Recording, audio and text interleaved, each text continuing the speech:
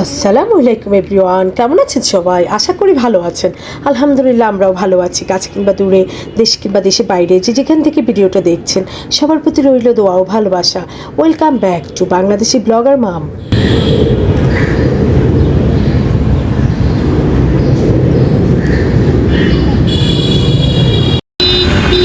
এই তো ক্লাস সেরে বের হয়েছি, বাসার উদ্দেশ্যে যাচ্ছি।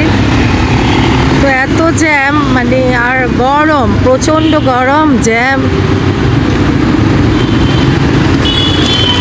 তো যাই হোক, এই তো আপনাদের সাথে একটা ছোট্ট একটা ব্লগ আজকে শেয়ার করলাম। চলেন সবাই একসাথে যাই। আজকে আমার শিক্ষাঙ্গনটা মানে ফুলে ফুলে ভরা, আমি দেখে তো মুগ্ধ। তারপরে ঘুঘু পাখি ডাকতেছিল, তারপরে আপনার ফুল ফুটে আছে প্রতিটি গাছে, এই আর কি। তো যাই হোক, আসলে একটা ভাবসা গরম পড়তেছে।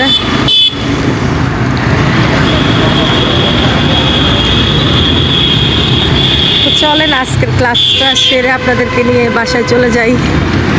আজকের জার্নিটা আপনাদের সাথে করি, সেজন্য ক্যামেরাটা ওপেন করে রাখলাম। আমার তৃষ্ণায় বুক ফেটে যাচ্ছে, একটু পানি খাবো ভাবতেছি, কিন্তু আসলে সময় নাই হাতে।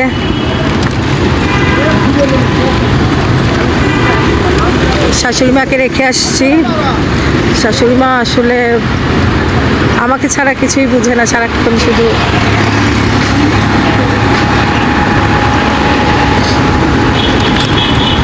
তো অবশ্য আমি খুব ভোরে বের হয়েছি, 8:30, 8:30 মেবি।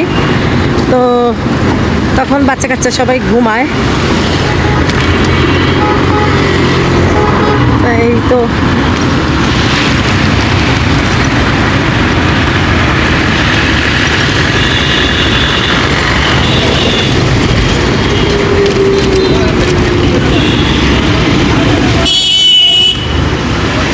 একটু ছায়া পাইলাম, একটা গাছ ছায়া দিল। মামা দেখা যায় না, আমার এমন ভয় লাগতেছে কি এই দিক দিয়ে গাড়ি, ওই দিক দিয়ে গাড়ি, কি একটা অবস্থা শুরু করলো।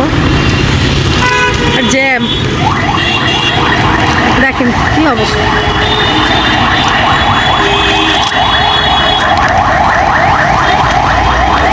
বন্যার পরে একটা ভাবসা গরম পড়তেছে বাংলাদেশের উপরে।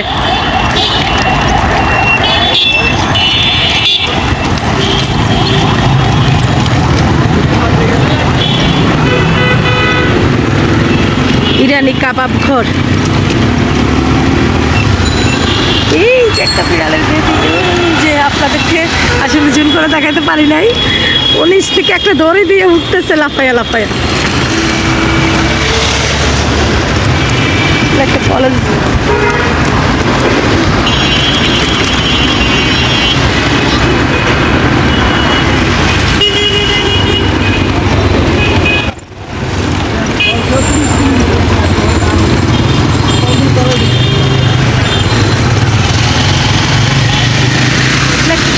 তুলা বাইক পার বলা হয় বলে না, যাই হোক এগুলো দিয়ে বালিশ তৈরি করে।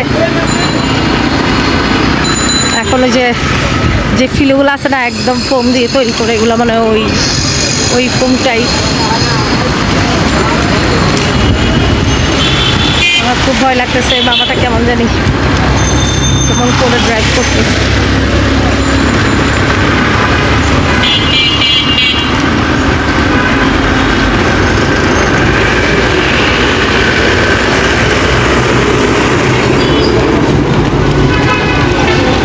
যাই হোক, সবাই ভালো থাকবেন। ভিডিওটার কোনো অংশ যদি এতটুকু ভালো লেগে থাকে অবশ্যই একটা লাইক, কমেন্ট, সাবস্ক্রাইব করতে ভুলবেন না। ভালোবেসে পাশেই থাকবেন। আল্লাহ হাফেজ।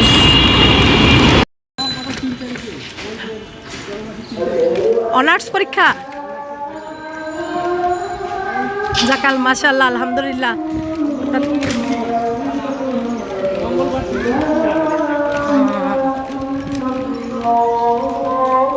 চাচা কি রিক্সা চালাই ওদেরকে পড়ালেখা করাইছেন? রিক্সা চালাই পড়ালেখা করাইছেন? আলহামদুলিল্লাহ। যাক, আপনার তো আসলে আছে কিছু কিছু বাবা এরকম আছে, আপনার কষ্টের দিন শেষ হয়ে যাবে।